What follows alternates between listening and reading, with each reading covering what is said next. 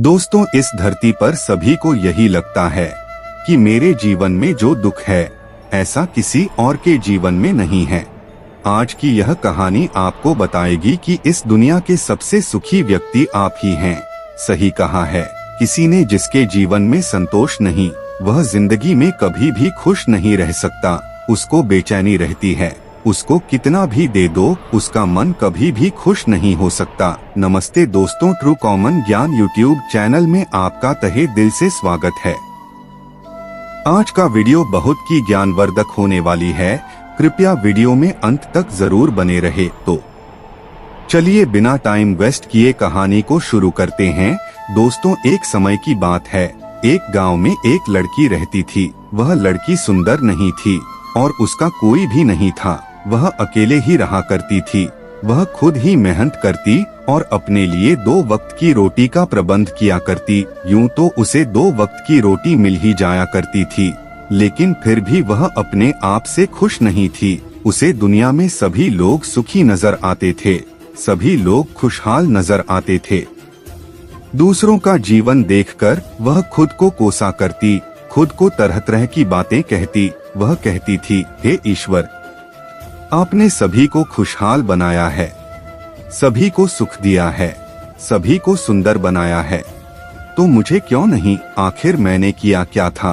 आखिर मेरी गलती क्या थी? मैं जानती हूँ आप मुझसे कोई बदला ले रहे हैं। इसी प्रकार एक दिन वह अपने आप से नाराज होकर, निराश होकर एक पेड़ के नीचे बैठी हुई थी और रो रही थी। तभी वहाँ से एक बौद्ध भिक्षु गुजर रहे थे। उन्होंने जब उस लड़की को रोते हुए देखा तो वह उसके पास गए और उन्होंने उस लड़की से कहा, पुत्री क्या बात है, तुम क्यों रो रही हो? इसका जवाब देते हुए वह लड़की की उन बौद्ध भिक्षु से कहती है, हे गुरु, मुझे कोई प्यार नहीं करता, मुझे कोई पसंद नहीं करता, क्योंकि मैं काली हूँ, मैं सुंदर नहीं हूँ और मेरे रंग को लेकर लोग मेरा मजाक बनाते हैं। मेरा कोई नहीं, मेरे पास तो धन भी नहीं है। इस दुनिया में हर कोई सुखी है, हर किसी के पास सब कुछ है, हर कोई अपना जीवन खुशहाली से जी रहा है, सभी के पास सब कुछ है, तो मेरे पास क्यों नहीं? आखिर मैंने क्या किया था? आखिर इसमें क्या कसूर है? क्या मुझे सुखी होने का हक नहीं? क्या मुझे अपना जीवन खुशहाली से जीने का हक नहीं? उन बौद्ध भिक्षु ने उस लड़की की सारी बातें ध्यानपूर्वक सुनी और उसके बाद वह उस लड़की से कहते हैं, पुत्री, अगर तुम मुझे उस व्यक्ति से मिलवा दो जो अपने जीवन में सुखी हो, तो मैं तुम्हें एक ऐसी चीज दूंगा जिससे तुम सुंदर और सुखी दोनों बन जाओगी। उन बौद्ध भिक्षु के मुख से यह सुनकर वह लड़की बहुत प्रसन्न हुई और तुरंत ही उन बौद्ध भिक्षु से कहती हैं, क्या सचमुच ऐसा हो सकता है? इस पर वह बौद्ध भिक्षु उस लड़की से कहते हैं, हाँ, यह अवश्य ही हो सकता है। तभी वह लड़की उन बौद्ध भिक्षु से कहती है, हे गुरु, यदि यह सचमुच संभव है तो मैं एक ऐसे आदमी को जानती हूँ जो बहुत सुखी है।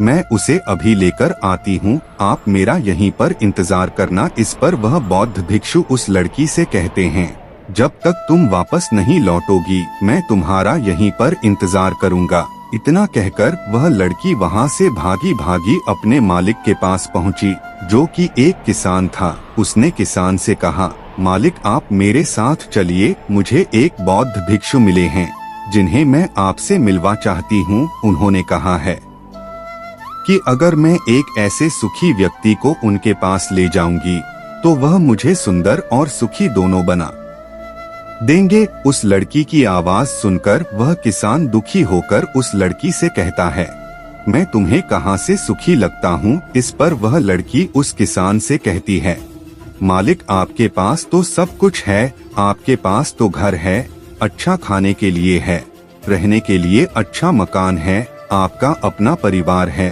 और आपके पास धन भी है, तो आप दुखी कैसे हो सकते हो? इस पर वह किसान जवाब देते हुए कहता है, अरे मूर्ख, मेरी फसल अच्छी नहीं हो रही, इसलिए उसके दाम भी अच्छे नहीं मिल रहे और राजा को लगान भी देनी है। मेरे पास तो अब इतने पैसे भी नहीं हैं कि मैं फिर से अच्छे किस्म के बीज खरीद सकूं। और इस बार बरसात में मेरी सारी की सारी फसल भी खराब हो गई थी। अब तो मेरे हालात और अधिक खराब हो चुके हैं और ऐसे हालातों में मैं सुखी कैसे रह सकता हूँ। जाओ किसी और को ढूंढ लो जो सचमुच में सुखी हो। इस पर वह लड़की अपने मालिक से कहती है, मालिक तो आप ही बताइए, आपके हिसाब से कौन सबसे ज्यादा सुखी है जिसे मैं अपने साथ ले जा सकूं।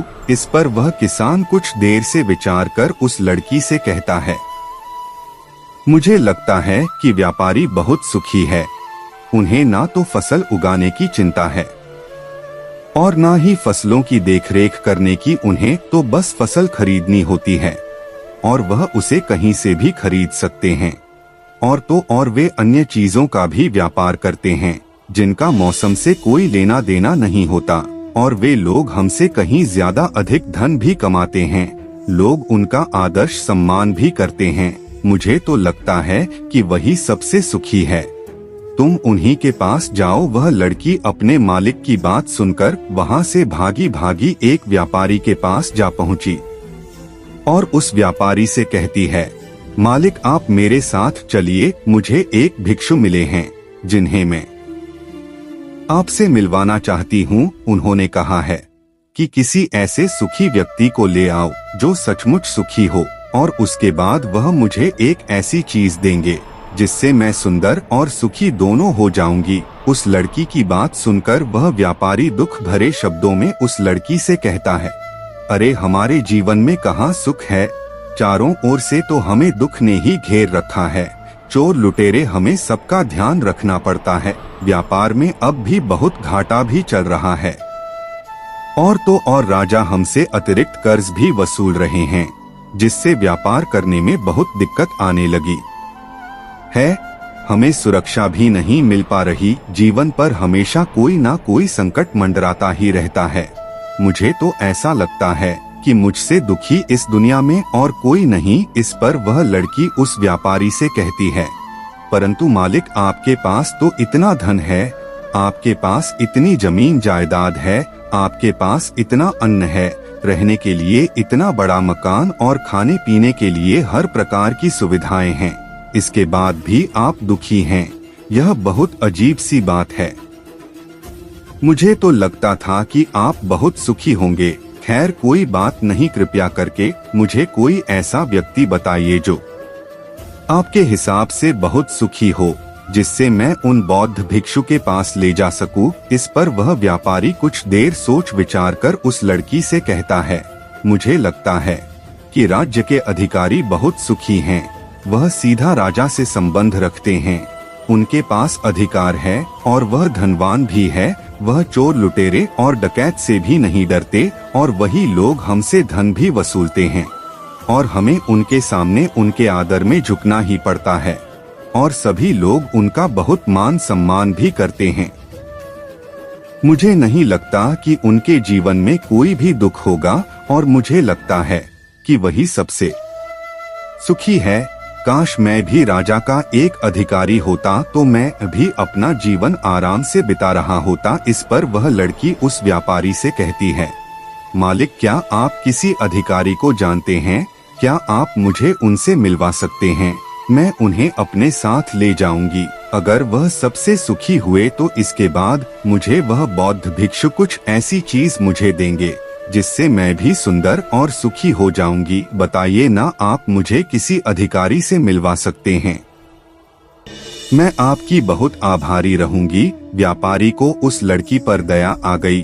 उसने उस लड़की को एक अधिकारी से मिलवा ही दिया जिसे वह व्यापारी जानता था। लड़की ने अधिकारी से मिलने के बाद उस अधिकारी से कहा, मालिक आप मेरे साथ चलिए, मुझे एक भिक्षु मिले हैं जिन्हें मैं आपसे मिलवा चाहती हूँ। उन्होंने मुझसे कहा है कि अगर मैं एक सुखी व्यक्ति को उनसे मिलवा दूंगी तो वह मुझे एक ऐसी चीज देंगे जिससे मैं सुंदर और सुखी दोनों हो जाऊंगी। इस पर वह अधिकारी उस लड़की से कहता है, तुम्हें किसने कह दिया कि मैं सुखी हूँ?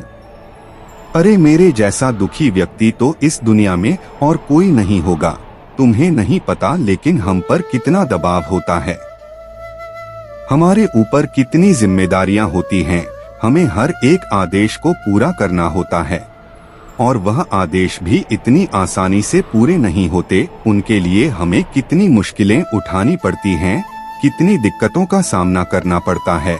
राजा कुछ भी आदेश पारित कर देते हैं और उसे हमें लागू करना पड़ता है। जनता का गुस्सा और तरह तरह की मुश्किलें, सभी परिणाम हमें ही झेलने पड़ते हैं। और तुम्हें लगता है कि मैं सुखी हूँ, ऐसा कुछ भी नहीं है। अगर वह भिक्षु तुम्हें सुखी कर दे तो तुम उसे मुझे भी मिलवा, मैं भी तो सुखी होना चाहता हूँ। मुझे भी अपना जीवन खुशहाली से बिताना है।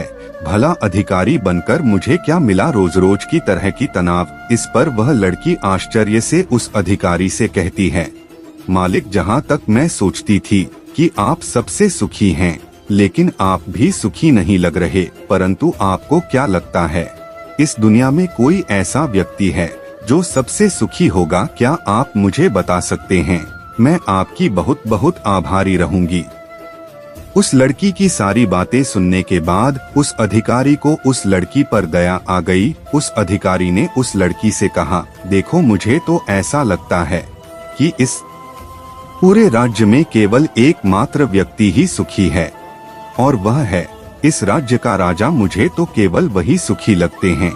उन्हें किसी की सुननी नहीं पड़ती। वह नियम बनाते हैं, आदेश देते हैं, सुरक्षा से घिरे रहते हैं और सब उनके सामने झुकते भी हैं। ना उन्हें धन की कमी है और ना जमीन जायदाद की सारी धरती को उन्होंने जीत लिया है। वह सबके मालिक है और सबसे उच्च वही है जो एकमात्र सुखी व्यक्ति है। काश मैं भी किसी राजा के घर पर जन्मा होता तो आज मैं भी बहुत सुखी होता। उस अधिकारी की यह सारी बातें सुनकर वह लड़की उस अधिकारी से कहती है, मालिक, आपसे एक विनती है, क्या आप मुझे एक बार राजा से मिलवा सकते हैं? कृपया कीजिए, आपका बहुत एहसान होगा। बस एक बार मुझे राजा से मिलना है, मैं उनसे कुछ पूछना चाहती हूँ। लड़की का चेहरा देखकर अधिकारी को लड़की पर दया आ गई। उसने कहा, चलो ठीक है, मैं अभी राज दरबार ही जा रहा हूँ। एक काम करो, तुम भी मेरे साथ ही चलो और वहाँ पर राजा से पूछना है, वह पूछ लेना। इतना कहकर वह अधिकारी उस लड़की को राज दरबार ले गया। राज दरबार में पहुँचने के बाद अधिकारी की विनती करने पर राजा उस लड़की की बात सुनने के लिए तैयार हो गए और उस लड़की को राज दरबार में बुलाया गया। राजा ने उस लड़की से कहा, बेटी, तुम अपनी बात निडर होकर कहो, तुम्हें क्या कहना है? तुम मुझसे क्या पूछने आई हो? इस पर वह लड़की थोड़ा घबराते हुए, थोड़ा डरते हुए राजा से कहती है, हे राजन, मैं एक संपूर्ण सुखी व्यक्ति को ढूंढ रही हूँ। मुझे एक भिक्षु मिले हैं और उन्होंने मुझसे कहा है कि यदि तुम कोई ऐसा सुखी व्यक्ति मुझसे मिलवा दो तो मैं तुम्हें एक ऐसी चीज दूंगा जिससे तुम सुंदर और सुखी दोनों हो जाओगी। काफी लोगों से मिलने के बाद मुझे यह पता चला कि आप ही हैं जो इस दुनिया में एकमात्र सुखी व्यक्ति है। तो क्या आप मेरे साथ उस भिक्षु से मिलने चलेंगे? आपका बड़ा एहसान होगा। राजा उस लड़की की बात ध्यानपूर्वक सुनता है और उसके बाद जोर जोर से हंसने लगता है और उस लड़की से कहता है, अच्छा, सब की तरह तुम्हें भी लगता है कि मैं इस दुनिया का सबसे सुखी व्यक्ति हूँ, लेकिन यदि कोई मुझसे पूछे कि इस दुनिया में सबसे दुखी व्यक्ति कौन है तो वह मैं ही हूँ। मेरे पास नींद नहीं है, मेरे पास आराम नहीं है, मैं आराम से सो नहीं पाता। अंगरक्षक हमेशा मेरे आसपास रहते हैं, उनके बिना मैं अकेले कहीं जा भी नहीं सकता। जरा सी आहट होती है तो नींद टूट जाती है। डर हमेशा लगा रहता है क्योंकि मेरे दुश्मन मेरे घर में ही रहते हैं, जिनका मुझे पता तक नहीं कौन कब और कहां से मुझ पर वार कर दे, कोई नहीं कह सकता। यहाँ पर बैठे सभी लोग मेरे दुश्मन ही तो हैं, वे सभी मेरे शत्रु हैं। यहाँ पर बैठा हर एक व्यक्ति मेरे राज दरबार का ही है, किंतु मुझे सब पर शक करना पड़ता है। हर एक सांस मुझे भारी मालूम पड़ती है। इतने बड़े राज्य की जिम्मेदारी उठाना इतना आसान नहीं। तुम्हें लगता होगा कि राजा के पास तो सभी ऐशो आराम है, धन है, दौलत है, जमीन जायदाद है, उनके पास किसी चीज की कोई कमी नहीं है। और इस हिसाब से तो उन्हें सुखी होना ही चाहिए, किंतु मैं तुम्हें बता दूं कि यह सब सुख नहीं देते। इस पर वह लड़की राजा से कहती है, हे राजन, क्षमा कीजिएगा, परंतु यदि सुख धन दौलत नहीं देती, जमीन जायदाद नहीं देती, ऐशो आराम नहीं देता, तो क्या हुआ? कम से कम सुंदरता तो सुख देती है। इस पर वह राजा एक बार फिर मुस्कुराते हुए उस लड़की से कहता है, पुत्री, सुंदरता जो मैंने देखी है, जो लोग शक्ल से सुंदर होते हैं उनके मन सुंदर नहीं होते। वे लोग तो एक मुखौटा लगाए घूमते रहते हैं, वे दूसरों को दिखाते हैं कि मैं कितना सुंदर हूँ, लेकिन समय सबकी सुंदरता छीन लेता है। एकमात्र सुंदरता मन में ही रहती है, और जिसका मन सुंदर है वह हमेशा ही सुंदर रहता है। इस पर वह लड़की राजा से कहती है, हे राजन, तो आप ही बताइए कि आपके हिसाब से इस दुनिया में सबसे सुंदर और सुखी कौन है? इस पर वह राजा लड़की से कहता है, मेरे हिसाब से तो एक गरीब व्यक्ति जो 2 वक्त की रोटी का प्रबंध कर सके, जो किसी तंत्र बिना, किसी बंदिशों के बिना किसी भी दिशा में घूम सके, उसे कुछ भी छिन जाने का डर ना हो, कुछ भी लूट जाने का खौफ ना हो, जिसे रात को अच्छी नींद आती हो। मुझसे पूछोगे तो सबसे ज्यादा सुखी वही होगा, और इस हिसाब से मैं तुम्हें देखता हूँ कि तुम सबसे सुखी हो। तुम्हारे पास नींद है, अच्छा मन है, चारों दिशाएं हैं, और कोई डर नहीं, कोई साजिश नहीं, कोई षड्यंत्र नहीं, बस जीवन है, खुला जीवन। मेरे हिसाब से तुम ही सबसे सुखी हो। राजा की यह सारी बातें सुनकर एक पल के लिए वह लड़की सोच में पड़ गई, और तभी उसे इस बात का एहसास भी हो गया, वाकई में वह एकमात्र सुखी है, वही सुंदर है।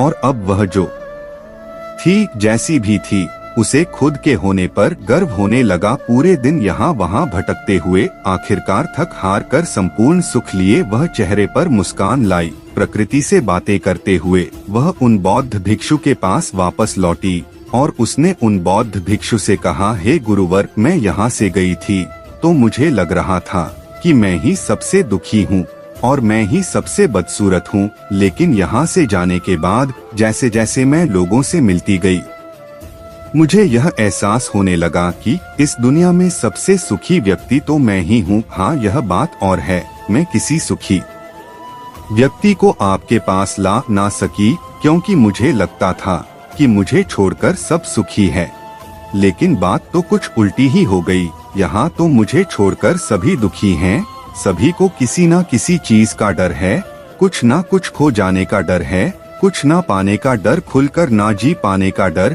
इस हिसाब से तो मेरे पास सब कुछ है, मैं खुशी से झूम सकती हूँ, गा सकती हूँ, जहाँ मन करे वहाँ जा सकती हूँ, और 2 वक्त की रोटी का इंतजाम करने के लिए मेरे पास यह हाथ और पैर भी है। मुझे किसी चीज का कोई गम नहीं, मेरे पास ऐसा कुछ नहीं जिसके खोने का डर मुझे सताए। इस पर वह बौद्ध भिक्षु उस लड़की से कहते हैं, पुत्री, आखिरकार तुम्हें वह सुंदरता और सुख मिल ही गया, अब से तुम सुंदर और सुखी हो। यह कहकर वह बौद्ध भिक्षु वापस अपने आश्रम लौट गए, और वह लड़की भी अब जान चुकी थी कि वही सबसे सुंदर और सुखी है। अब उसे किसी बात का कोई गम नहीं था, वह कभी अपने आप पर अफसोस नहीं करती थी, बल्कि वह अपने आप में हमेशा खुश रहती थी, हमेशा मस्त रहती थी। दोस्तों, हमें भी ऐसा ही लगता है कि हमारे पास कुछ नहीं और सामने वाले के पास सब कुछ है, वह कितना सुखी है, उसके पास हर चीज है, हर ऐशो आराम है, हर सुविधाएं हैं, किंतु ऐसा है नहीं, यह केवल आपके देखने का नजरिया है। असली सुख तो आपके पास ही है, और वह है संतुष्टि। यदि आप अपने आप से संतुष्ट हैं, आपके पास जो कुछ भी है उसमें यदि आप खुश हैं, तो आपको कोई भी गम डरा नहीं सकता, आपको कोई भी दुख परेशान नहीं कर सकता। किंतु हमारी सबसे बड़ी तकलीफ यही है कि हम खुद को नहीं बल्कि दूसर को ज्यादा देखते हैं, दूसरों से हम ज्यादा प्रेरित होते हैं, और उनकी खुशी देखकर हमारे भीतर ईर्ष्या का भाव उत्पन्न होने लगता है। हमें तकलीफ होती है कि उनके पास इतना सुख कैसे है और हम इतने दुखी क्यों हैं। हम केवल उनकी तरफ ही नहीं होता तो क्या आप सुखी नहीं हैं? क्या आपके पास वह सब नहीं है? जो उनके पास नहीं, जरा एक पल के लिए सोच कर देखिएगा। तो दोस्तों, आपने आज के इस वीडियो से क्या सीखा वह मुझे आप कमेंट में बता सकते हैं। उम्मीद है कि आपको आज की वीडियो पसंद आई होगी। तो इस वीडियो को उस इंसान को शेयर करें जिसे इस कहानी को सुनने की जरूरत है, और उसी के ठीक बाद वीडियो को लाइक और चैनल को सब्सक्राइब कर बेल आइकन दबा ले। जल्दी मिलते हैं ऐसी एक और नए कहानी के साथ, तब तक के लिए धन्यवाद। आपका दिन शुभ हो।